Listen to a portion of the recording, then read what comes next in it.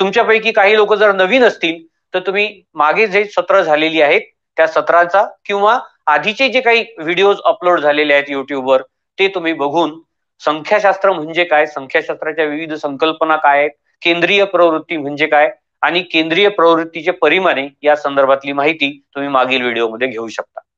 मागच्या सत्रामध्ये आपण मध्यमान म्हणजे काय, ज्याला मीन असं म्हटलं, आणि मीन काढायचं कसं या संदर्भातली माहिती आपण मागील सत्रांमध्ये घेतली. आजच्या सत्रामध्ये आपण मध्यमान संपल्यानंतर मध्यांक म्हणजे नेमकं काय आणि मध्यांक कसा काढावा या संदर्भातली माहिती घेऊया.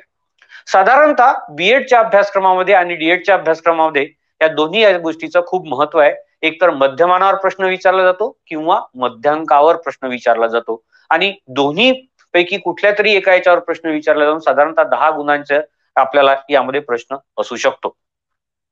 आता जे